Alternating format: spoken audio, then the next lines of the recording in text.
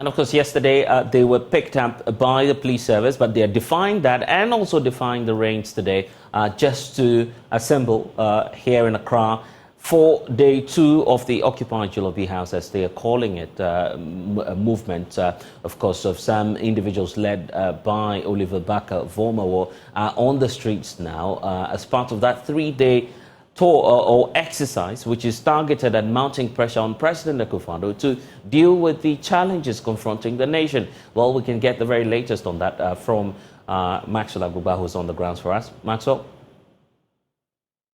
Protesters, some of them from the country, who are here sitting right in the middle of the road, protesting against what they describe as high-level corruption in the country, mismanagement of the economy, and unemployment, forcing young people to flee the country. They have been here for the past 3 hours, and this protest, we're told, will go on deep into the night. They tell us that it's supposed to be a 3-day protest, and this is unprecedented. They had wanted to go to the Jubilee House, the seat of government, but they were prevented by these police officers, all of them in route control gear.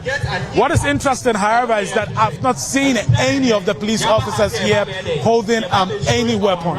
But what I can see from where I'm standing are the body cams that have been carefully fitted, on their uniform, and some of them on the vest that they are wearing. You remember that there were concerns yesterday about allegations of police brutalities. My sources within the Ghana Police Service tell me that this is supposed to help the police keep evidence of whatever that happens when it comes to handling of the protesters. But you can see these metallic barricades are also here.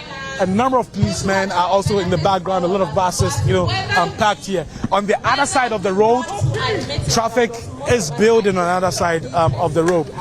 Many have expressed concern that during the rush hour, the situation, what is happening here could exacerbate, the traffic situation in the country, especially because in the capital, especially also because it is Friday.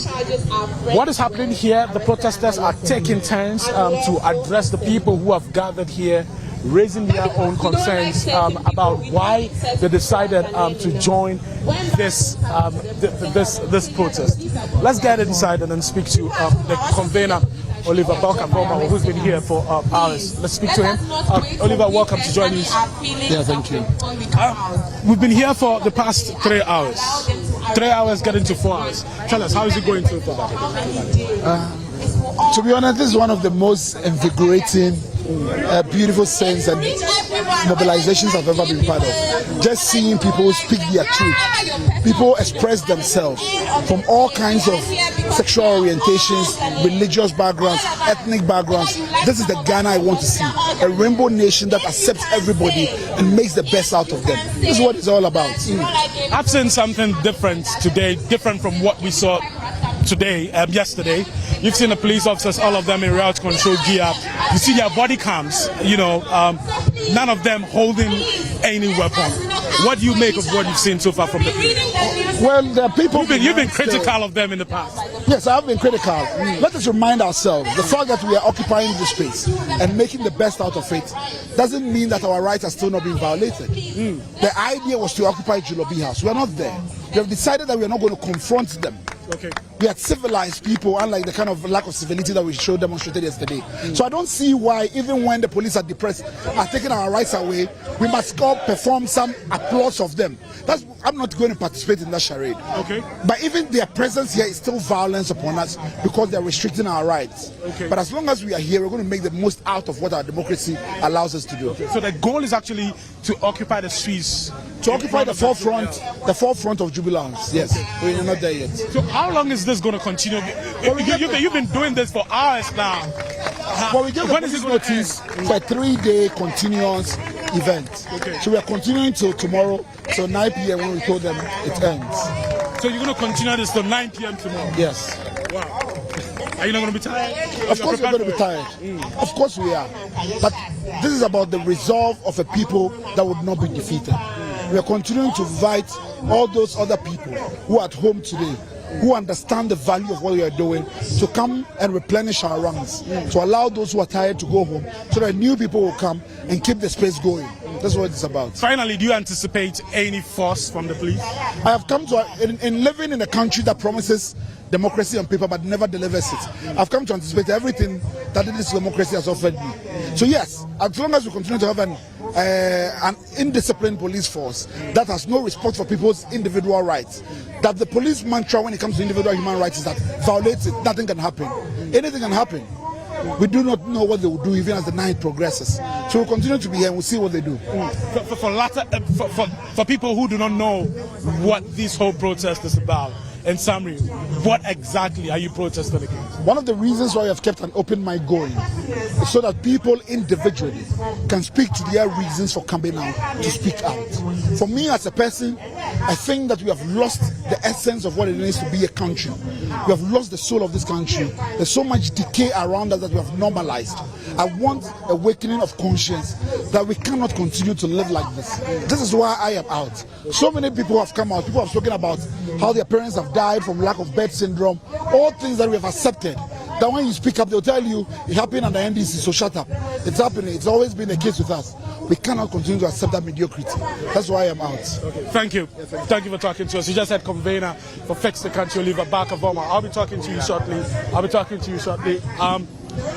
But you can see lawyer Martin Kpebu now addressing the crowd, and that's what we've seen here today, the variety and the background of the people who've been taking turns to address the protesters, quite different from what we've seen in the past. I have a public health advocate, some hours ago, she addressed the people here. Anita Asamoah's mother died because she didn't get oxygen at the Kolebu Teaching Hospital, and that has motivated her to take part in today's protest, and she's been addressing the crowd here. Can you tell us again why you decided to take part in this protest? Okay, so I narrated my experience, my personal experience in Kolebu when my mom was sick. Why? Because as at the points when she was almost giving up, she needed oxygen, and the oxygen point was only one, and there was someone on it already, and there were 3 other patients who also needed it. So definitely, my mom actually passed, the other person was on it, and the other woman or patient also died. So I mean, it is a problem. We don't have access to quality health care, and our leaders access quality health care outside. They go for checkups and then they come back. While the common people, we are here, our women go to the hospitals, they give bed on the floor, there are no beds. When you take your aged parents to the hospital, they are not covered on the NHIS. You get the point. So it is a problem, and that is why I am here. Yeah. You've also been talking about illegal mining. Yes, I mentioned illegal mining because you see, there are poisoning going on with our water bodies. The color is changing, and there is poisoning, lead poisoning, arsenic. All those elements, when taken into the body, can deform a child or a fetus. So when the woman gives birth, that means the child could be deformed. This is a problem because also our system doesn't even have what it takes for disabled people, for disabled people to able to function, because our roads are not like that. So it is a problem, and I think it is something the government should look into. But these same leaders are into illegal mining. I mean, you know that. So it is a problem. Yeah. I'm proud. Thank you very much for talking to us. So you just heard from Anita Asamoah. Anita is a public health advocate. She was one of the people who addressed the crowd here, and that's what they've been doing for the past 5 hours. They tell us that they're going to continue deep into the night. You heard from the convener of Fix the Country. He says they're going to end at 9 p.m. tomorrow. And the crowd and the protesters are expected to be here till 9 p.m. tomorrow. Let's talk to lawyer Martin Kpebu, who just finished addressing the crowd. The Christian Council, they should all be ashamed of themselves. That's why we are telling them to rise up. What kind of rubbish is this? The Council, the Catholic Bishops Conference, I'm a Catholic as well. The entire Catholic bishops should be ashamed of themselves. And why are they not arresting today? They should all be ashamed of themselves. I want to go 50 meters, please. We should get there. 50 meters. That's where we want to go. This is a government that protested while in opposition. They occupy the government house. Are you guys not aware? The government, this particular president, is known to be a serious demonstrator. You guys should be ashamed of yourselves for the arrest that you guys did yesterday. Hi, what's your name? My name is Killian. Killian. Yeah. Okay, why are you protesting today? Why am I protesting today? Are you happy about what is happening in this country? You're happy about what's happening in this country? Talk to me. You don't know that Akufo-Addo has sold the destiny of this country. A supposedly human rights lawyer who is now a president is actually stopping demonstrators, and you guys are happy. And you're asking me this Jim Akla question. No, I'm an elder. If you wait, hold on. I'm an elder. If you say Jim Akla, you have to retract. No, you retract. No, I'm not going to. No, if you don't retract, you're not continuing. No, if you don't retract, I'm not going to continue. No. I'm an elder too. Listen. Jim Akla is an insult. Jim Akla is an insult. Let's be civil. Retract. No, retract. No, sorry, retract. Okay, so I retract. But again, the president is managing the country like a Jim Akla way of thinking. No, I beg. No. Don't use Jim Akla. He's the president. No, listen. No, I beg. Don't use serious. Jim Akla. He's the president. And you guys are watching these guys arresting demonstrators, including your own journalists. And you guys are happy. Anyway, I'm aware some of you are under the brand envelope of Gabi Ochirijaku. Every month you guys go there. Every month you guys These go are there. things you cannot substantiate. Let me speak to Council Martin. He just finished addressing the crowd here. Well, it's drizzling right now. It's drizzling, and I've not seen any signs of the protesters moving. It's not drizzling. It's actually raining right now. Let me speak to lawyer. Calling the people to be here because a lot of people are still afraid. Yes. Council. We've been here for almost 4 hours now, and nothing is happening. We are calling everybody to come here. Yes, so number one, to applaud them for their courage. Number one, to applaud our citizens for their courage, for stepping out today. You know, yesterday with the arrest that the police carried out, it has scared a lot of our fellow citizens, and so the citizens. Should I start? Should I? Yeah, so it appears a lot of our citizens are scared, and so that's why they are not here.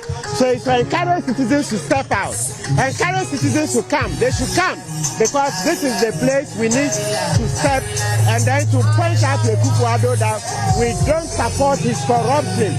We don't support the corruption in Akufo-Addo's government. Then number two, we are calling on Akufo-Addo and Bawumia to resign, because they have caused us too much hardship. The corruption they put us into is causing us too much hardship. So if they resign, the Constitution in Article 60 Clause 13 says that we must have elections within 3 months. When the president and the vice president resign, we must have elections within 3 months. So that is why we are calling upon President Akufo-Addo and Bawumia to resign. Then we can have elections within 3 months. Then we have a new president. Enough of the corruption. Enough of the nepotism. Enough of the chronism. Enough is enough.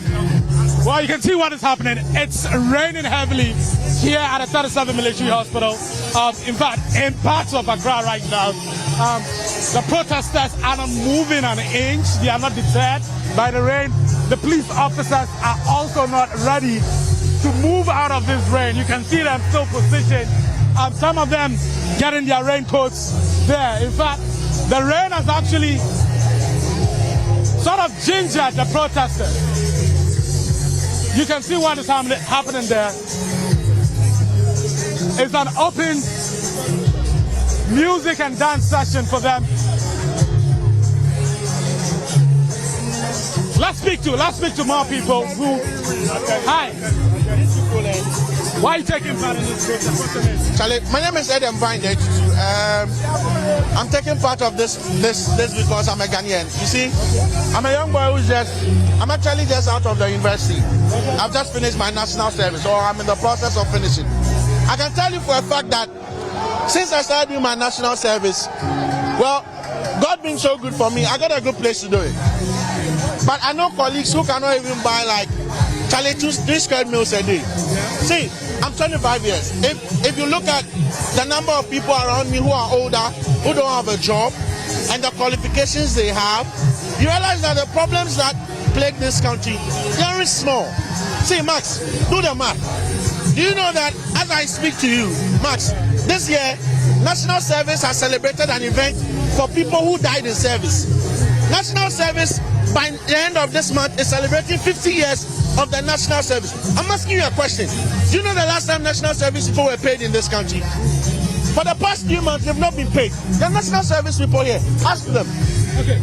We're getting drenched by the rain right now, but like you can see, the singing and dancing is continuing. It is actually intensified after it started raining. A lot of people are drenched. Right. Hey, what's the name? It's raining. Chill.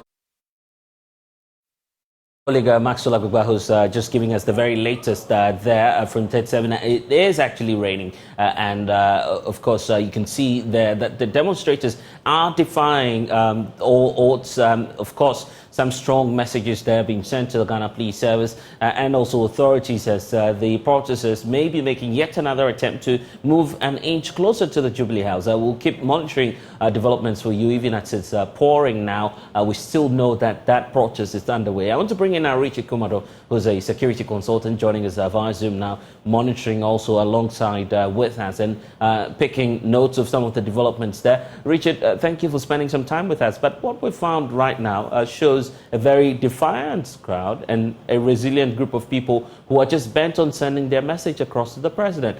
Some say they should tone down on the kind of rhetoric we're seeing. But I don't know what your thoughts are on what you're seeing so far. I will agree the insult should be taken out. They should just stick to their grounds and make their points. I'm also happy today because Dan Parry took time off to meet the demonstrators, particularly the leaders. It has calmed down things a little bit. I think yesterday was a mess, and the police have learned their lessons from yesterday. Demonstrations are part of the rights of the people. They may disagree on the route and the days and the modalities, but violent demonstrations we haven't seen in this country for a long time. It is the police rather that has become a lawless society, and they have become a danger unto themselves. So today, Dan Parry has proved again that when he put his feet down, the right things to be done, and we will see a 21st century professional police officers doing the policing work. And kudos to all the police officers today. The feeling is that the Ghana Police Service may be complicit in what we're seeing today, further radicalizing a group of young people who were just out there to protest, actually, yesterday. Blazer, if you remember when my brother Bamaha started this whole thing, some of us spoke and said the approach the police have taken and their stance will be making him a bit more popular and will be making him a bit more entrenched. And today they are finding difficulties containing him. The police approach towards Bamaha and the things he stood for has been misconstrued, and the police made him a little bit more hardened. And when you have more hardened people follow him on street demonstrations, people like Bernard Mona has been demonstrating since I was born. And it's just like he's taking over from Kwesi Pratt. And the videos and the trends are there for the police to learn from. But some of these police officers throw caution into the wind. And today they are having difficulties containing the likes of him. Today is a good day for the police service. I commend them. I commend Dan Parry. And I think they should stand their grounds, engage the demonstrators, and they wouldn't have many of the troubles they had yesterday. Now we're seeing the police also taking another approach. They have virtually cordoned off the entire 37 stretch and allowing the protesters to at least they're some way somehow close to the Jubilee House, except to say that the ultimate aim is to get eventually to the precincts or at least in front of that state security facility. What do you think about such considerations? The fact that, well, the protest has gone on peacefully, smoothly so far, assessing the risk and the threats, they could be allowed to at least inch closer to the Jubilee House. Protests by close of day tomorrow, we're all done. How about that? If I'm leading a team of law enforcement officers, as I have done in the past with the BNI, I would have coordinated the law enforcement officers that will hold up the demonstrators at the Revolutionary Circle. You know, the Revolutionary Circle is direct opposite the mainstream gate of the Flagstaff House. Precisely. And what would they do? It is raining, the music will be on, people will have their normal jama, they will make their voices heard. Let me call my strong person in Joy FM, call the strong person in TV3, call the strong person in Metro TV, let them grant the necessary interviews. Once the interviews are being heard and they are being the demonstrators who come to the term that our message has gone and the message has been proclaimed. Yeah, and Richard, that would be the end and Richard, of all what we see on the screens right now is the real-time situation as we speak. The downpour is on, but you see the crowd still out there in the rains, continuing with the protest. It is the psychology of law enforcement and professional law enforcement that has gone wrong yesterday. These guys are not perturbed again because they know the police may come after them any day, any time, and they are ready with their lawyers. I think that allowing them to even get closer to the entrance of the Jubilee House will not create any problem for this country. These people are people we can quickly assess their background and know the threat they may pose. Having watched them from very far for all these years, I don't see any element of a dangerous, treacherous person among this crowd, and holding them out as Christ the King or the Revolutionary Circle direct opposite the Jubilee House wouldn't have created any problem. After all, when people jubilated and demonstrated into the seat of government, the threat of overthrowing a government of uprising was still there, and but civility prevailed. The people were happy with themselves that their voices were heard, and that was proper way of managing these things in a democratic state where rule of law, maintaining of law and order is a priority. I think the police got it wrong yesterday, and today civility has come home, and we applauded them that they are doing the right thing in the lives of law enforcement and policing and democracy, where the right of demonstration is one of the key things that happen. There are concerns as to the essence, so I mean, eventually where this whole movement to fix the country might end us up. Concerns about the possible implications on national security. Where do you stand in all of this? Definitely, when you go to National Security Council, they are what we call national security red flags or indicators. That is why we want them. We are making this guy, Bomaha, more popular. He will create problems for you. Having said that, the police have enough numbers, the BNI have enough numbers, the military have enough numbers to take care of our internal threats and risk assessment to that matter. I don't think these demonstrations by themselves pose any national security threat. It is the outcome of these demonstrations and the behavior of law enforcement officers that may create serious public safety guarantee issues for us. Then you can extend it to national security and sovereignty guarantees. To the extent that you went arresting BBC journalists, do you know what you are doing? You are creating the platform where the international media comes in. People are going to look at us and say, what is happening in Ghana? And they want to come with their hard-heartedness. There's a way to soften the ground. And I think Dan Parry, as a person, and together with national security officers, they have what it takes to soften the ground. And once they begin to soften grounds, we're not going to escape the preliminary elements of people jamming our public space. We will curtail whatever comes with it, and Ghana will move on again. I see.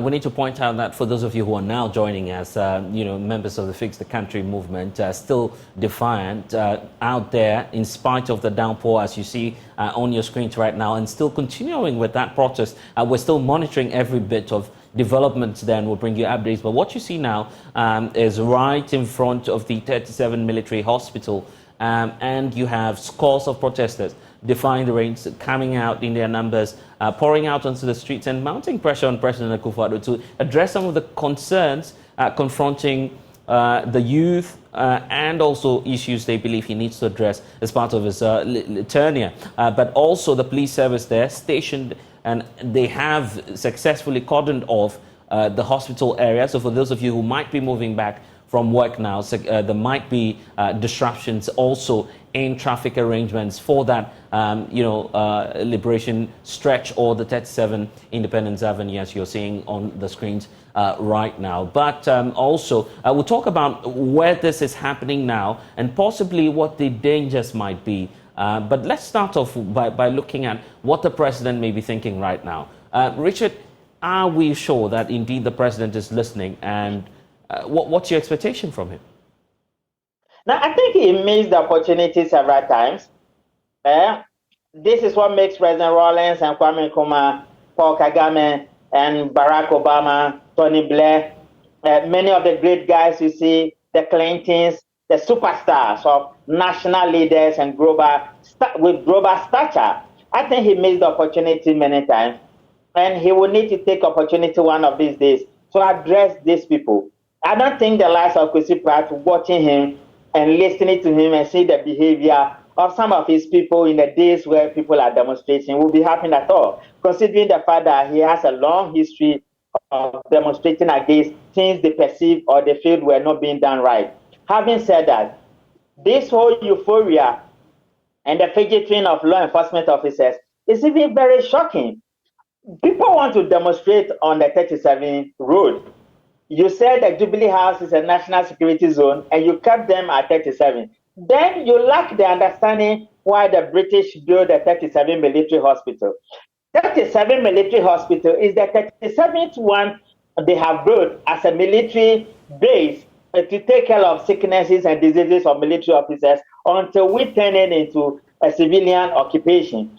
You can still allow demonstration, create one lane for the demonstrators and let vehicles take care of the other one. Once you have called off the place, you are even angering the people, creating anger in the minds and hearts of people who have nothing to do with this demonstration. And this is why we have been trained as law enforcement officers to take care of situations such as this. I don't know where this euphoria and the agitations and the flirting around comes to policing and the 21st policing. That is why people are pointing fingers at the president, that during his tenure, demonstrations have become a taboo and people going into the street are not being allowed. And I think he needs to rise above this euphoria and this predatory of narratives that come from the offices of the president. That is not right. He's far away in the UN, and the UN, that is a security zone, a very serious place. People are demonstrating there against the president. Which of these two will you prefer? The people demonstrating against the president in the offices of the UN, or people demonstrating in the streets of 37? I think we will need to look at this conjecture and begin to find a meaningful balance that places our democracy above personalities. And that also gives us the flexibility that citizens and their presidents can have a discussion that will not lead to violence or that may not crack the whip and that may not create problems for our national sovereignty. But blessed, I can tell you from where I sit and from monitoring him for a very long time, I don't think the president has taken the opportunity, many of them granted to him. And it will be time for him to look back again and say, I needed to come to the forefront and I needed to speak to these people, speak to the issues.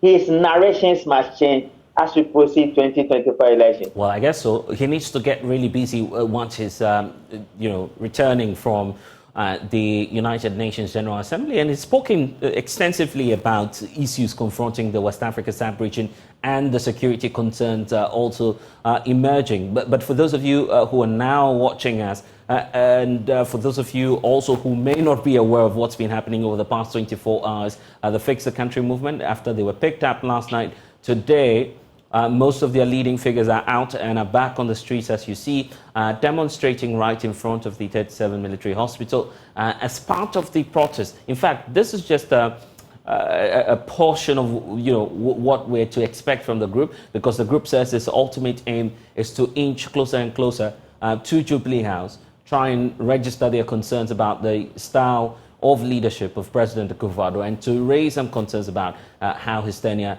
has been so far, and the reason for which we're seeing all of these people, even as it is raining now, defying the rains and pouring out in their numbers to make a case to government. But even as we speak, you were talking about where this protest is happening and possibly what other problems, associated problems we might be creating as we have these protesters standing in the rain right in front of a hospital, a referral facility for that matter, of course, and we'll be getting the thoughts of Richard Kumado shortly on that. But on your screens right now is, right in front of the 37 military hospital, scores of protesters, those who are even bypassers, some of them we understand now joining in and, taking part in this 3-day mass movement where the protesters intend to sleep over on that stretch, as you see, till the following day, 9 p.m., tomorrow is when we expect that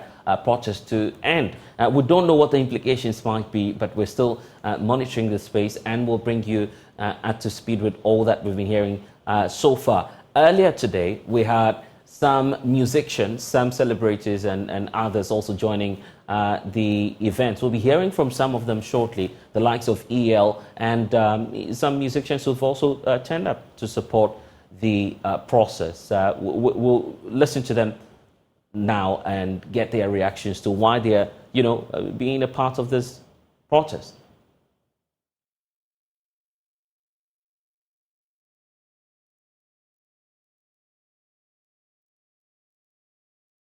Is that all of us were taken to the Greater Accra Regional Command, put into a room, and 17 individuals, plainclothes individuals, who were wearing all kinds of earrings, who had dyed their hair in all kinds of different manners. Others dressed in shorts, in boxer shorts, were thrown into the room and locked on us, and they proceeded to beat us.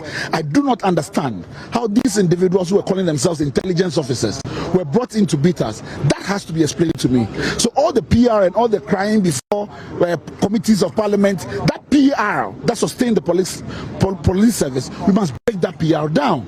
And for me, this is one of the things I have to say. The Ghana Police Service is less than 40,000 men across board. And these 40,000 people go to training. We train them at public expense. If we cannot ensure discipline with 40,000 people, we have failed the entire country. That is what leadership must be shown at. And this is what we're asking for. You said earlier on, you said Kennedy Dapar said over his dead body, would you be allowed to protest in the country? Yes, Kennedy Dapar, who is Minister of National Security, has made it clear to me that over his dead body, we're going to be allowed to protest. And it's not surprising to me that few months later I was charged and I'm being tried for treason. I think that this government has every intention, and they mean their words, that they are going to depress and going to make sure that they make an example out of me. But we're going to continue to fight, and whatever they want to do, they can continue to do it. But we must show up, because when abuse of power is loudest, citizens must speak up even more. That's why we are here. And they went as far as offering you $1 million to back down.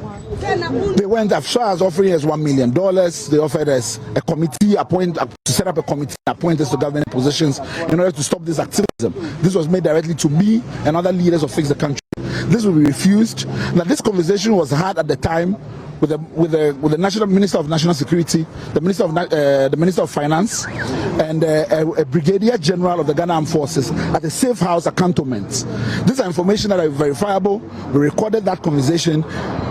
If people recall, do you say those are the people who are making the offer? The people who made the offer on that day. If people will recall, when I came out of jail, I had made an announcement that I was going to disclose the details of the secret meeting that had taken place and some of the things that were said to us. And later I had received several calls from people in this country and refused to disclose those. This information is not something I'm lying about. I can release to you information and calls that the Minister of National Security himself called me while I was in the UK, inviting me to come down to Ghana and at public expense. And I rejected it and paid for my own ticket and flew down to Ghana. And so for me, I know and I've always known that, and there's nothing that I'm saying here that will surprise anybody or shock anybody, that we know that they have taken every kind of attempt through monetary compulsions, through violence in order to stop what we are doing. But we'll continue to build, and we are demanding that if citizens really cherish this democracy and are interested in the future of this country, then they'll show up and stare down power. Would you and I'm interested in the treatment you have described. Does that suggest that you are taking the Ghana Police Service on? Well, for us, we are showing up today. To remind everybody, when I was first arrested at the airport, I was tortured by individuals who were wearing armed forces fatigue and thrown and blindfolded and taken out of Accra. We sued the Ghana Police Service and Attorney General and the Tema High Court. The individual judge before whom we sued, that Ankoma, has been promoted to the Court of Appeal. That case has not gone anywhere for over a year.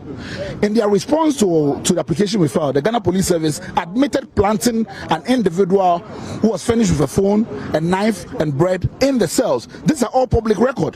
The Fourth Estate has reported on this. Nothing has happened there. I thought you would be with Justice for Ghana at the Electoral Commission headquarters. Yes, but they are not mutually exclusive. These are actions that afflict each one of us. And so I have been doing a series of media engagement.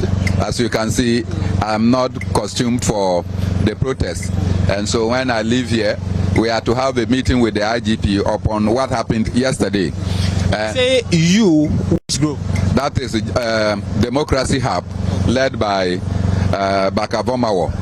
They yesterday were arrested unjustly, and so later in the evening the Inspector General of Police called, and he actually called me, and I told him that despite that I am not an organizer of the Democracy Hub, I sympathize with the cause.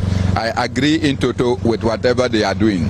I was to join them later in the day because in the morning I had spoken to Bakavomawo to even alert him about the police presence around the Jubilee House and around the 37 station. And whilst they were coming here, I was at the Kwame Nkrumah Memorial Park, only to be told that they were arrested. So I went looking for them in their various cells, and eventually I got to know where each one of them was put. Later in the evening, when the Inspector General of Police called, he said that he was going to instruct for the release of all those people. And indeed, in the evening, everyone was released. This morning, they are gathered here. It is the IGP's call that he wanted to meet with some of the organizers. So they will select a few to go and meet with the IGP. And then we'll see what the IGP himself has, because his men did what was untoward yesterday. We cannot tolerate such happenings from our police service. Look, it's a police service and not a force. So when they decide to use force against innocent citizens, standing here, what disruptions are this crowd occasioned? They have not done anything. Yesterday, your own colleagues were brutalized. And you ask yourself, what is it? If the police doesn't have the logistics to protect the crowd, but they have logistics to disrupt the crowd and to arrest them, how much they spent yesterday engaging in that exercise is unacceptable. And I think that, well, once the IGP has called, there is a saying in our local parlance that you don't reject a call, but you can reject the content of the call. So I think that it's fair and proper that we have that discussion, and then we can take it up. But citizens' right cannot, and we will not allow any oppressor to undermine our democratic efforts. Just a few minutes ago, before you arrived, we engaged with Oliver, and he's of the view that he's got no engagement with the police. And I mean, I'm just interested if you've been able to reach a consensus with him, and he agrees that you should go ahead to meet the IGP. Oh no, yesterday I was one of the people who had to go around to ensure that all those our comrades who were incarcerated were unjustly were released. And so I think if Oliver cannot go, that is a right. But some ones of them should let us go and listen to the call. When is the meeting happening? Oh, anytime that we are able to arrive at the number of people that we can go. So I've spoken to Oliver. He is not opposed to people representing him, but I think that he wants to be here to continue to be the fulcrum around which this mobilization can take place, and I cannot take that from him. Are you going as a group of protesters, or you are going as conveners? Well, it will be partly conveners, because there must be a convener, and then they will come back. Whatever the outcome, we will let the society know. And so you are hopeful that today, are you just going to be stationed here, or you are hopeful to to go on a procession to the Jubilee House? Even staying here alone is sufficient to send the message. You are here, isn't it? The fact that you are here and you are carrying the report of the unhappiness of citizens about the shoddy things that are happening in Ghana. Journalists, your own colleagues were beaten yesterday. The police are denying it. Right? Bridget Otu, they torn her cloth. Somebody had to give the Ghana flag that he was carrying to order to protect her body from exposure. One of your colleagues from City FM working with BBC was assaulted mercilessly.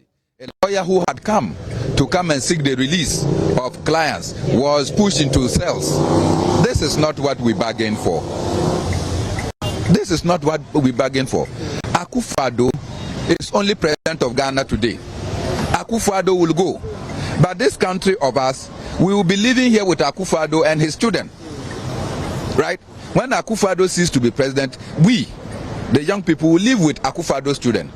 I can assure you, as I said somewhere, any policeman that brutalizes citizens today, we will identify your children and your family, we will brutalize them tomorrow. I'm not sure if the brutalization will be lawful, but what do you say to what lawful brutalization? And the law would require you to take a civil position on that to go. Police did not act lawfully. You don't expect us to act lawfully.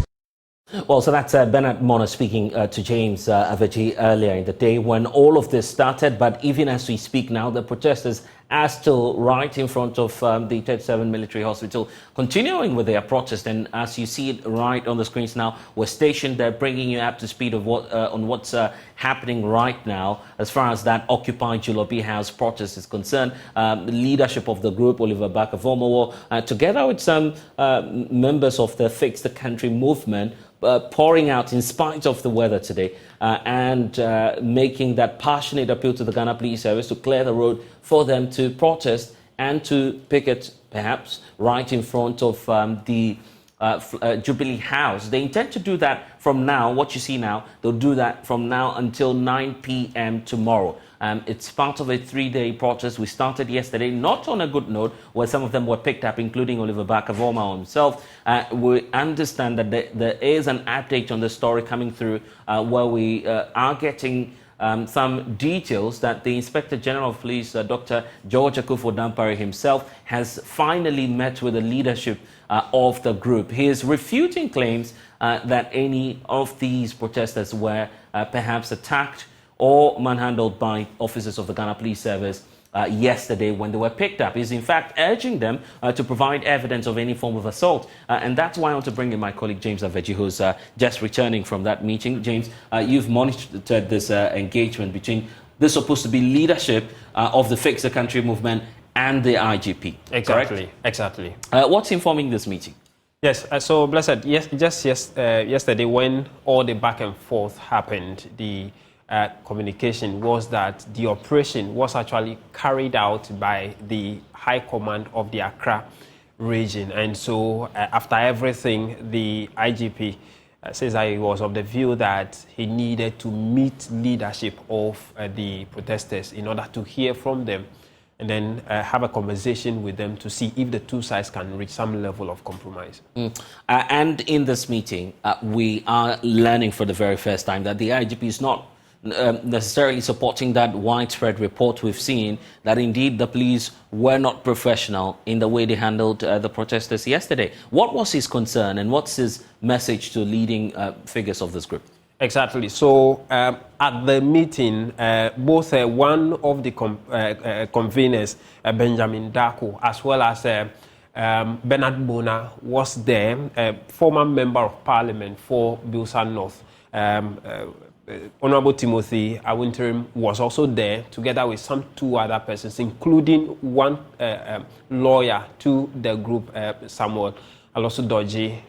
Those were the members of the leadership who met the IGP together with some top police hierarchy. And so, for instance, Benjamin raised the point about he himself, as well as some other members, being assaulted by the police while during the arrest, as well as when they were in detention. For instance, he mentions that he himself was actually punched by an officer on the chest. One of the members was slapped. Someone was also hit by a metal bar. Yeah, and if there's anything to go by, the reason for which we believe he's making the claim, what you see now on the screens is possibly the reason why leadership of the group is saying, well, your individuals or your personnel were not professional. Look at Bridget Otu there in the picture. Exactly. And this is, I believe, is the reason for which they are making the claim. Exactly. That and many other incidents was what they cited as assault from the police. But I mean, the IGP was of the view that indeed, if this has happened, they do not have that as part of their report.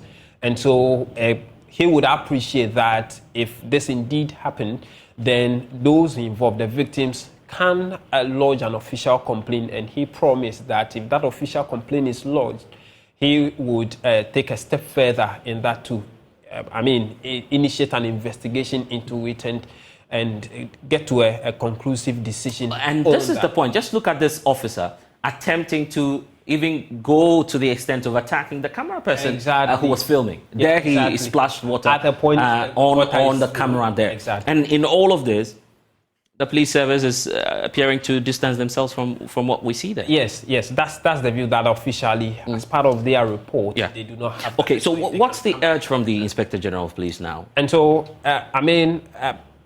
part of the meeting, apart from the complaint, was to arrive at a consensus on how this can be handled. We know that the original plan of the demonstrator or the protesters was to march from 37 Station to the Jubilee House. But that, as we speak, has still been truncated.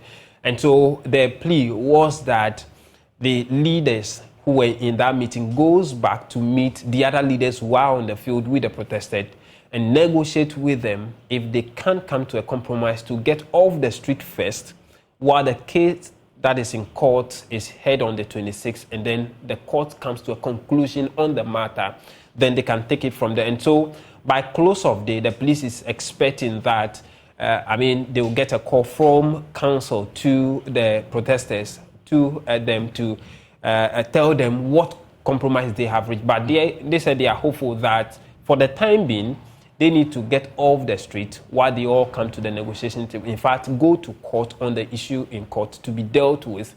Then they can set a fresh date to carry out what they want to do. In fact, the police also was of the view that it is not in their interest to prevent anyone from carrying out lawful duty of protesting over any public or national issue. And so, but their interest is for us to, the public to do it and do it right within the confines of the law so that their message can be carried out. And so, the leaders at the meeting have agreed to go back and meet the rest of the team. But in all of this, the individuals are not getting off the streets right now because Oliver Barker-Vormawor himself, declined the invitation to personally be there and to meet the IGP. He's instead at 37 Military Hospital as we speak, where you have scores of protesters out there still in the range, and they're still part of the protest as we speak. In fact, the last check we did indicates that they want to be there until 9 p.m. If that is anything to go by, then the IGP's call may not be heeded.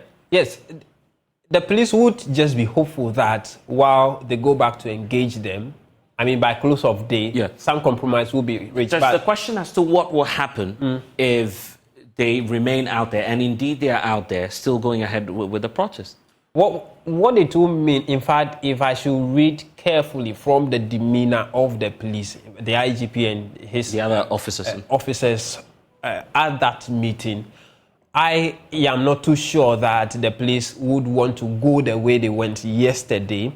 And so I'm pretty sure that, some communication has to happen between them and the leaders of the group. For instance, the issue about the Jubilee House being a security zone and why the police have decided to prevent the protesters from accessing the Jubilee House. That issue came up, and the IGP was of the view that, in fact, the Jubilee House, as well as other places, public places that have been demarcated as security zones, must be respected because those are the faces of the country. He makes example of, if you go to the US, the Capitol, as well as the White House, and in fact, some perimeter is given that people cannot access. That is the face of the country, and so he was of the opinion that need to be respected. And so, after the protesters get off the street, then we would know what happens thereafter as to whether the further negotiations would agree that even if a new date is set for the protest or the demonstration, they would access the Jubilee House or otherwise. And so, I'm sure by close of day, we'll get some reactions from the leaders as to whether they agree on this or otherwise. And so, after the back and forth, the decision is that they go back, go and do the renegotiation. Okay, and after this event, we're also learning, just as you've seen on the screens, that some journalists were reportedly attacked. Exactly. Some have spoken to us. We understand that also includes a reporter with the BBC. Media freedom and the respect for the press after yesterday's event. Has that come up? And is there any form of official communication from the Ghana Police Service on that? That hasn't come up strongly in that meeting because, as the police were calling for evidence, in fact, after the meeting, when I met one of the members, he tells me that before we go into the meeting, no gadget was allowed into the meeting. And so he would have wanted to show the IGP some visuals or audio visuals of exactly what transpired on the grounds. And so the issue about media freedom hasn't come up at that meeting in Fablessed. Okay, grateful James Aveji, who's of course monitoring all of that for us. But let's get to Richard Kumado, who's joining us now via Zoom. He's been on with us ever since this whole event started. And Richard, the Inspector General of Police, as we understand, has finally broken his silence in a meeting with leadership of organizers of this Occupy Julloby House protest. The charge from the IGP now is to get everyone off the streets, first of all, through the leading figures of this group. But he's also urging them to provide evidence if there's any form of attacks, assaults by police officers on the protesters yesterday. But some say the evidence is out there. We've seen that on the screens. Why is the IGP asking for further evidence? No, definitely. There might be misreporting or miscommunication, but thank God for Android phone and for iPhones, and thank God for internet. Thank God today most of the police officers are in their body cams, and some of these things, reconciling them wouldn't be a problem at all. I think it is so clear that yesterday there was no authority for the police to act properly. Yesterday, the police instructive regime was wrongly communicated. Yesterday, the police did not command their men properly, and they went far above board. This is democracy. Right to demonstrate is part of it. Police protection is also part of it. Public safety guarantees are part of it. And I think emotional intelligence has to be something the police must take seriously, especially when we are dealing with public figures like journalists who we know, and public demonstrators like Bernard Mona and co, who we know so well. We have to be tactful and ensure that the right things are done. So I will urge the demonstrators and the conveners to provide the IGP with the necessary video documentations and evidence needed. Right, Richard, we need to go, but the final charge from the IGP is for the leadership of the Fix the Country movement to try and, get their members off the streets, for the court proceedings to be exhausted. Then, of course, a proper arrangement could be made for the protest. What do you think about that? The IGP is wrong in the first place. He's acting like a politician in this particular case. So what they did in court was to file an application. The court did not tell them to stop the demonstrators, yet the police service elite went on rampage and they acted as savages and bastardizing people, which is becoming one of many. For him to say that they should go back to the court on Monday, then his men should have waited for the court to give a direction in line with maintaining law and order. They have no law, they have no order to go beat up the demonstrators at the 37 police station, and I think that is awful. That is abhorrent, and that is one of the absurdity we witnessed yesterday. I can only wish him well, and I wish the demonstrators well, and I wish the police officers well. And we continue to witness that they are still in the range there as we speak. It doesn't look like these protesters will be off the streets any moment from now, but we still wait to see if Oliver Bakavoma or himself, who was not in that meeting, will have this message officially delivered to him as we have received. And we'll see what he'll be instructing most of his followers to do. Thank you, Richard Kumado, for joining us here on The Pulse. Time now to talk politics. 2020 vice presidential candidate of the National Democratic Congress, Professor Jane Nana Opoku-Agyeman, is now dispelling rumors that former President John Dramani Mahama may be in search for a new party stalwart to, of course, partner him to run for the next general elections in 2024. Speaking on the sidelines of a Meeting Nkrumah Mandela Leadership Conference, which was organized here in Accra, Professor J. Nana Opoku-Agyeman described the latest jostling within the NDC as unnecessary. I'll say that we've had an Nkrumah. We've had leaders in our communities. We've had leaders in our homes. We have leaders in the market.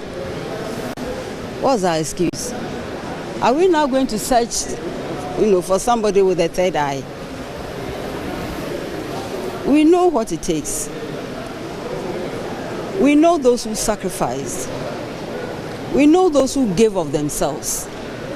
We know those who gave without looking for reward. Who is stopping us from emulating them? You see, in life, I don't think it's about, in 1 year I get everything. It doesn't work like that. You'll be frustrated. Or you may do things that you'll be embarrassed if they were to come in public. Okay, because it doesn't work like that. Okay, it's one step at a time. Prof, we are looking at two great leaders, Nkrumah and Mandela, at this leadership conference. John Dramani Mahama is being likened to our first president, Dr. Kwame Nkrumah. Do you feel that he possesses that kind of leadership quality? It's not about that kind of comparison. What I respect about him is that he has a good heart. He cares. Otherwise, you see, for how long was he here? How many schools did he build? You answer me. How many hospitals? We have had the polytechnics forever. Do you know what it took to turn it into a technical university? Building 2 universities. I'm talking only of my sector. Building 2 harbors, building a new airport. Why don't you have the same now? Ghana, as we know, is in search for a new leader. Going into the 2024 elections, are you available to serve as the running mate to John Dramani Mahama going into the 2024 elections? I was in the ministry and I complimented his efforts. Or I wasn't. So why are you posing that question? We all know the controversies out there. Well, there's a lot of controversies out there about it. Forget about this. Use this unhelpful. What controversy? There's no controversy. The only controversy we need to talk about is the unemployment of our youth. That is the controversy that should bother us. We are just having distractions. It's about all the scandals going on. Why is that not controversial? You are worried about what controversy? It's just a distraction. We'll see when I get there. What? Should we expect a new John Mahama? Okay, thank you too. What he did. Well, excerpts of my interaction with the 2020 running mate of the NDC, Professor Nana Jane Opoku-Agyeman. Joining us now is Dr. Asa Asante, who's a political scientist at the University of Ghana. And Doc, that lecture yesterday took place in the Great Hall of the University of Ghana, where, of course, the discussions on the table was about Nelson Mandela and the type of leadership that Dr. Kwame Nkrumah provided. You have your own thoughts about, the celebration yesterday, which we will talk about. But let's start off with the, issues of Ghana being in search of transformational leaders. We have Jane Nana Opoku-Agyeman, who's finally commenting on jostlings within her party. Arguments that there may be a new running mate for the NDC going into the 2024 elections. She says it's pure distraction. That's how she's describing that. Hello? Yes, Doc, I hope you can hear me. Yes, please, can you repeat the question? So I was just pointing out, the very words of Professor Jane Nana Opoku-Agyeman, pointing out to that it's distraction and a needless debate to have as to who may partner John Mahama in going into the 2024 elections. Oh, but that one, I think the professor said it all. It's needless because, it is the duty of the ex-president, former President Mahama, to select who will be the running mate. So we just have to be patient, and then we get the name of that person, and that is all.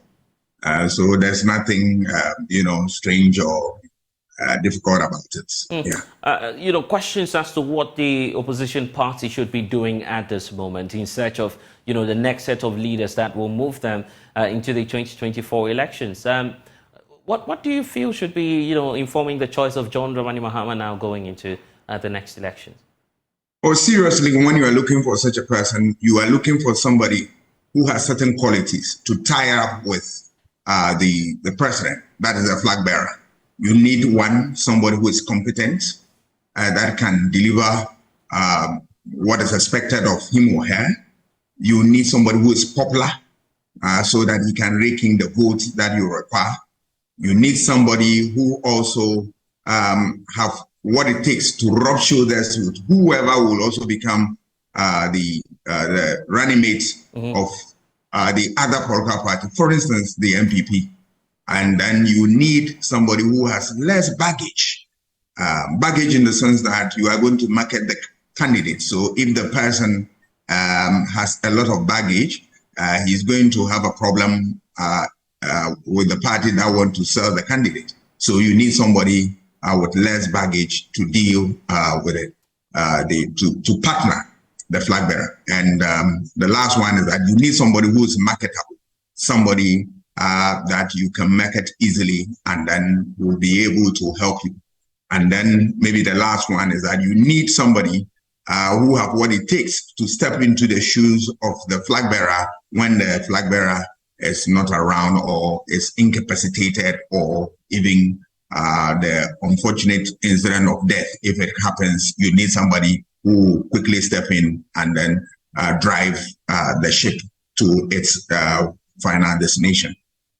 And of course, we'll be talking about this event that she was attending, which is the Mandela Nkrumah Leadership Conference, which is now pointing to the fact that Africa is in search, as we're learning from those who work at the Nkrumah Ideological Center, now pointing to us that Africa is in search for transformational leadership. You even have a challenge with the celebration that we did yesterday. We'll go into the details, but one more issue about how party members should be handling the upcoming announcement that the former president, or now the NDC's presidential candidate, will be making soon. What do you expect the party to do as we await this announcement that will be made by John Dramani Mahama in terms of who the running mate will be going into the 2024 elections? I feel that the party should not unnecessarily get themselves, wet up to be looking forward to whoever will be the running mate. It is important that the running mate will definitely have to come, but the person will definitely come. But they have to be patient. They don't need to put unnecessary pressure on the ex-president or the flag bearer of the NDC, and then must also get themselves ready that anybody that Mahama appoints, they are quickly accept the person and then decide and begin to work with the person straight away. So issue of rank or bickering and noise about it should not be part of the thing that we are looking forward to. Once you get the person nominated, obviously the person would have gone through the mail within the party. So once it's the name is given and it's approved by the various constituencies, straight away they begin to work with the person and then hit the ground running. And now to the celebration itself, the Nkrumah Mandela Leadership Conference, and it was part of the celebrations marking the birthday of Ghana's first president, Dr. Kwame Nkrumah. You have your own opinion about the celebration itself, marking 21st September of each year as the day the first president was born. Yes, if you listen to all that happening and we observe, there is no doubt that Nkrumah lived as a very important person. He lived way beyond his contemporaries. That is in my view. Nkrumah did a lot for Ghana, for Africa, and for the world to also know. Yes, if you look at Nkrumah's work that he did in this country, I tell you, even today, they are still relevant. Talk about the Akosomo Dam, talk about the Tema Township, talk about the harbors and the rest of them. But if you look at the day, the celebration that we talked about, and that Nkrumah's birthday is, I think, was born in 1909, 21st September. Nkrumah himself, in his book, The Autobiography of Kwame Nkrumah, which was published, the last one was published, I think, in 1979 by Panaf. Nkrumah himself said that he was not sure of the exact date he was born, and that per his mother's calculation, he was born in 1912 after 45 Kundum festivals, right? If you follow the conversation in the book, he moves on to say that he was baptized after he was born by a Roman Catholic minister who gave his date of birth to be 21st and then 1909. And if you follow the book forward and you read, Nkrumah said that Upon checking everything, it is clear to him that he was born in 1909, but not 21st September, but rather 18th. And permit me to read a few portions of the book so that you can get an you would also have to inkling of what is there. And you would also have to equally share the title of this book you're referring to, so everyone can follow us. Of course, later on they could. Yeah, the book is the autobiography of Kwame Nkrumah. The autobiography of Kwame Nkrumah. And Nkrumah said that, and I quote him, that the national festival of Nzema is called Kundum. According to my mother's calculation, 45 Kundums have taken place since I was born, which makes the year of my birth 1912. On the other hand, the priest who later baptized me into the Roman Catholic Church recorded my birth date as 21st September 1909. Although this was a mere guess on his part, I have always used this date on official document, not so much because I believe in its accuracy, but insofar as officialdom was concerned, it was the line of least resistance. That is Kwame Nkrumah. The last paragraph that I will touch on is that my mother, Nkrumah, said that, yes, assuming, therefore, that the year of my birth was 1909, the Saturday nearest to the middle of September in that year was the 18th. It seems likely, therefore, that I was born on Saturday, 18th September 1909. So if you look at this, he's saying that even the year we're talking about, you are saying that he was born on Saturday. That Saturday, if you want to trace the date, then it should be the middle of September and it should be 18th, not 21 or 21st. So if you look at it, this is Nkrumah's own book, his autobiography, page 1, page 2. You can find this information there. So I was wondering why we are taking the 21st September as his date of birth, where he himself believed that it should have been 18. Whatever be the case, that's what the history books are telling us. In fact, for those that of is us what he is saying. I get that. I get that clearly. I'm just pointing out the problem that many of us read that in school. I read that myself, and for many of us who've done political science and whatever it comes with, you are of course taught to accept that it's 21st. How do we deal with that curriculum challenge? The fact that it's ingrained in our history now. It's ingrained in our political history too. History is how we have arrived here from where we come from. We make history. All right. So if this is what it is, obviously our records should reflect this, and then we should be able to state it properly. If we want to maintain that, there should be an explanation to that effect, that this is what Nkrumah said, that yes, it is he used in officialdom, but obviously there is another information or explanatory note to that, so that people will know the exact story, how it started, how it ended. I think the record must be set straight so that we can get this thing right. And just by the way, we've not seen the family challenge this ever since. Can challenge Kwame Nkrumah. He wrote, this is Nkrumah writing, not anybody, not any of his children, Samia or Sekou. This is the father writing. So they have nothing to challenge. Yes, I will challenge them to challenge the president. Such an interesting debate that's coming up. But, interesting revelations there from the book that you're pointing out. We'll get that once more. And, of course, for those who are interested, they might want to read that. The title again is? The Autobiography of Kwame Nkrumah. The Autobiography of Kwame Nkrumah. It was published by PANAF in various years, which include 1957. The last one was 1979. Kwame Nkrumah himself writing. Indeed. Yes. If you are in that, just reach out to Dr. Sasanti. That's what he does. He's a political scientist at the University of Ghana, joining us with that interesting bit of history. Thank you all for staying with us here on The Pulse. When we get back, we'll tell you more about what's happening in this country. Thanks for staying with us. The District Chief Executive Officer for the Elembele area, Kwesi Ponso, has denied allegations that he prevented Member of Parliament for the area, Emmanuel Amakofi-Boa, from fixing a deteriorating road stretch in the constituency. It follows a viral video where both the DC of the area and also Member of Parliament were seen in a heated exchange. more from him shortly. But first, here are some residents of Awiyabo, the community where the altercation happened, concerning the nature of the roads. It's so bad. It's so bad. The road is so bad. When you pass here to Asastre, hi, brother, you can't even cross a big crumple. The bridge over there has spoiled.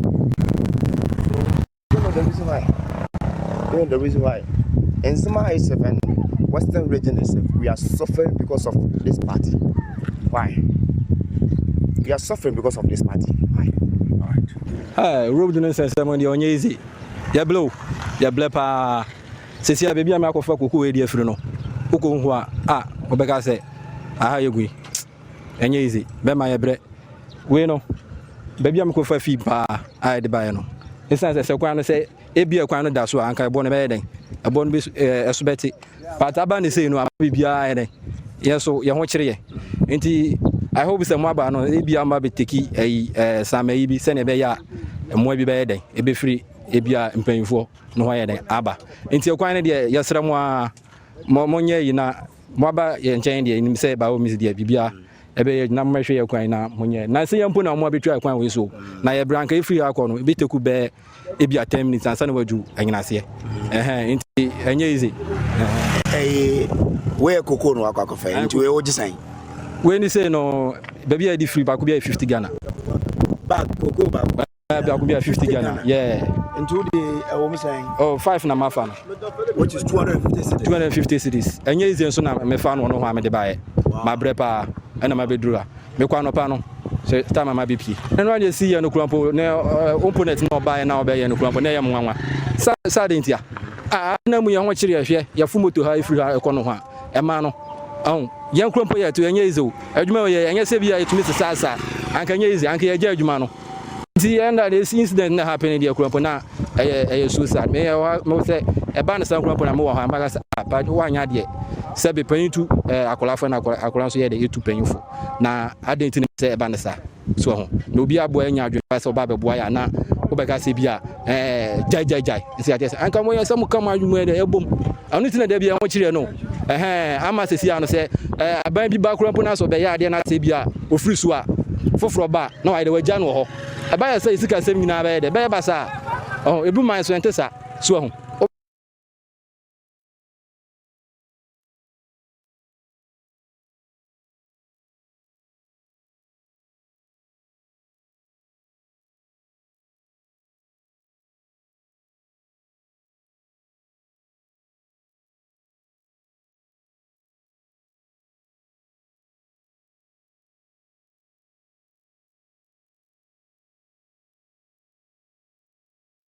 Well, the district chief executive for the area, Kwesi Bonso, has denied all of these allegations, and we will continue to monitor his comments as he is, of course, describing all of that as an erroneous impression being created by the MP, claiming that he's the one preventing the road from being fixed, and we'll get you updates as and when we have it.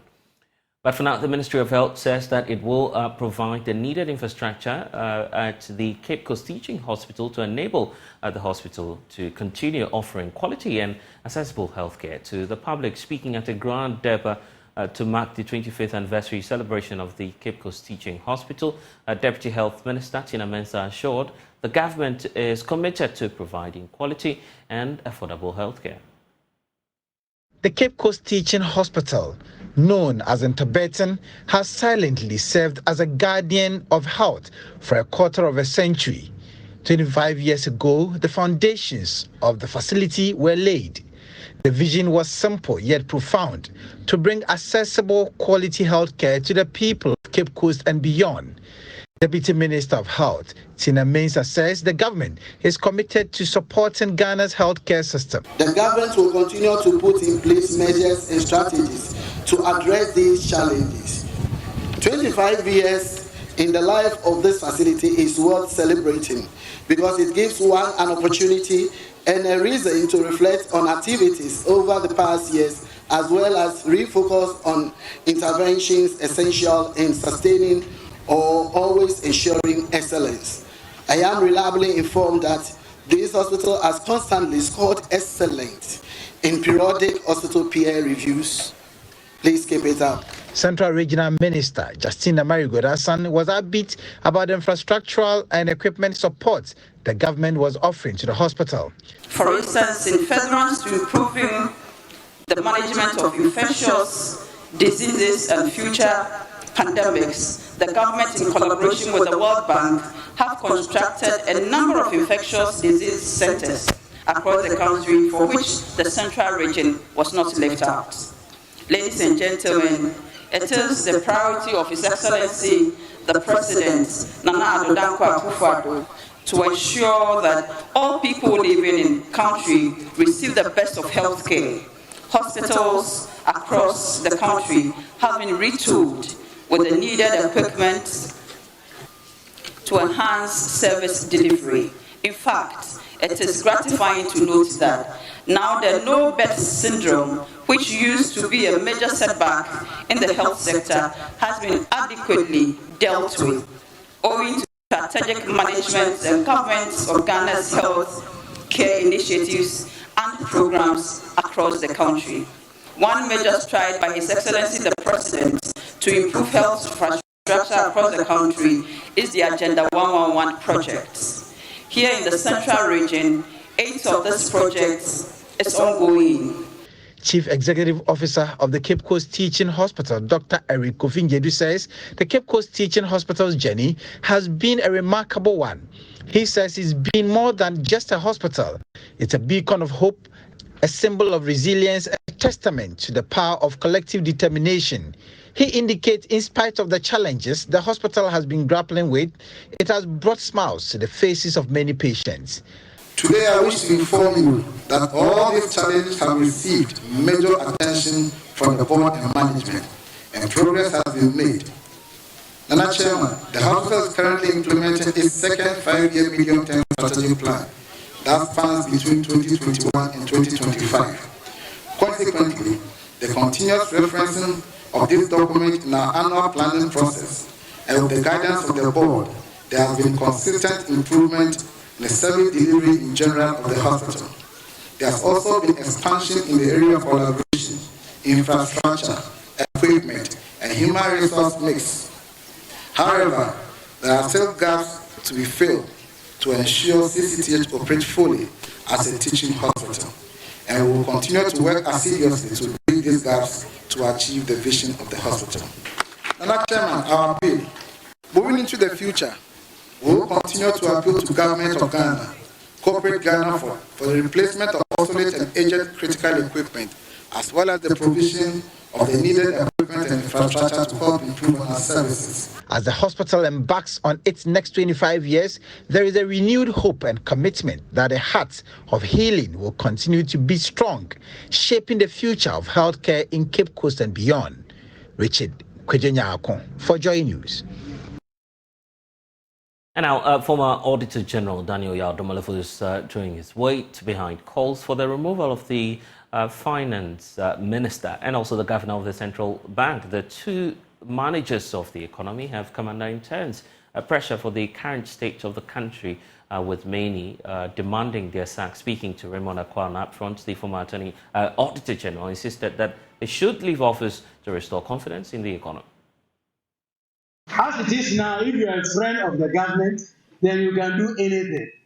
And you can be sure that you will get away with it. But if we do that, then no one is safe, isn't it? Because once I'm taking my enemy to, my enemies are also taking me to the place. So we all have to be careful. So I call for commercialization of the fight against corruption. We should amend the law just as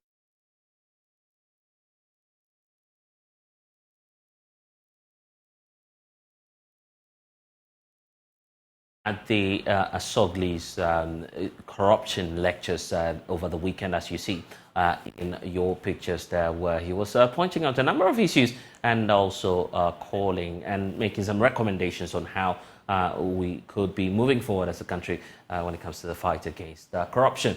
Our top story for you is that the Fix the Country movement is proceeding with the planned Occupy Jubilee House protest, as they are terming it, defying the rains today, and still remaining out there on the streets somewhere around 37 Military Hospital, where we understand that protest is still underway as the rush hour kicks in. Let's check out what the situation is, as we understand there's a heavy traffic situation on that stretch now. But of course, latest images we're bringing to you now indicates that that protest is still underway with scores of protesters on the screens right now as you see it. Many of them defying the rains and the downpour this afternoon and still pouring out and making that passionate appeal to the Ghana Police Service to clear off the road and to permit protesters to march closer to Jubilee House. Of course, many of them, the security forces, had cordoned off the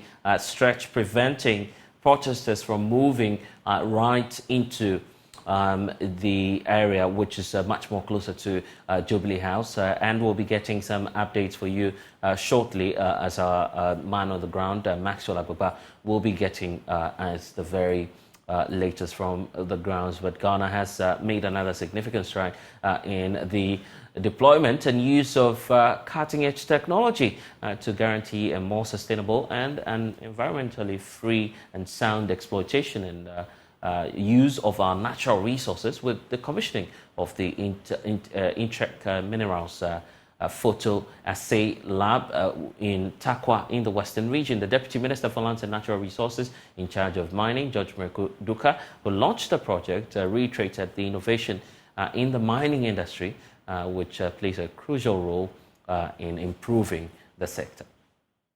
Intertech Minerals driving innovation and technology through the mineral supply chain has announced the integration of advanced photon assay technology into its laboratory to elevate gold industry support in West Africa. The Deputy Minister of Lands and Natural Resources in charge of mining, George Duka, said the mining industry is going through a digital transformation industry and will continue to do so, and the process could change how mining is done. Transition from human-run operation to autonomous or semi-autonomous remote control mines. The mining industry is going through a digital transformation process, which is already impacting the industry and will continue to do so. This process could change how mining is done, transitioning from human-run operations to autonomous and semi-autonomous remote controlled mines. A functional mining industry, therefore, requires an equally functional assay laboratory service at all stages of the mineral value chain for resource estimation or optimization studies to mine site rehabilitation after closure. Ladies and gentlemen, because of the potential capital-intensive and risky nature of the mining industry, optimization costs, controlling innovation and resilience are required as pillars of mining development strategies along its entire value chain.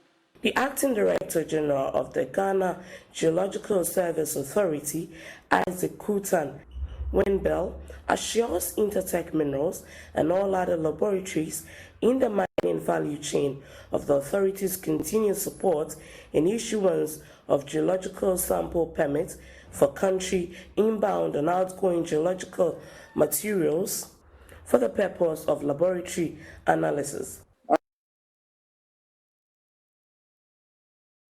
Back to the streets where that protest is underway. Joy News is bringing you that special coverage of this Occupy Jubilee House protest as Fix the Country has termed it. Of course, yesterday wasn't so smooth, but today the protesters defying the rains and still moving out there in their numbers to protest. Now it's rush hour. Let's check out what the situation is right now around 37 Military Hospital, where my colleague Maxwell Agbagba is joining us live from.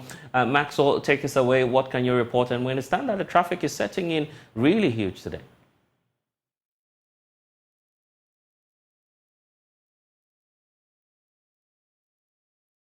the last 3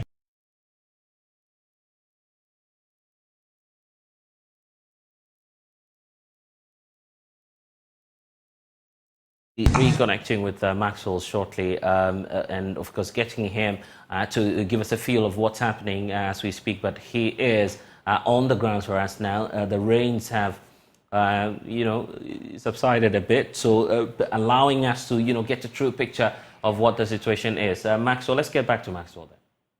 It's heavy traffic that is building up here, of course, as the rush hour sets in. But we have police personnel from the MTTD who are stationed here, making sure they direct the traffic. This entire stretch in front of the Jubilee House is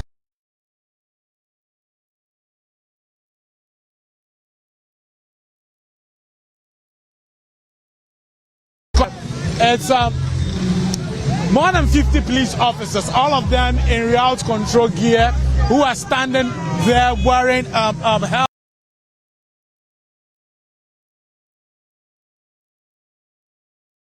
The protesters.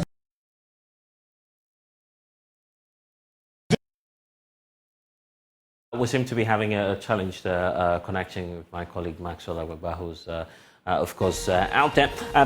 Well, the beauty of technology it is. But we'll definitely keep our eyes there and bring you some updates in our subsequent bulletins coming up in the next few hours. This is the polls. Unfortunately, we've run out of time. That's all we have for you in the package. Log on to myjoyonline.com. Also on Facebook, it's at Joy News. You'll see the very latest pictures we have from that protest underway. I'm Lester. I will see you again next. It's Let's Talk Showbiz. Thanks for your time.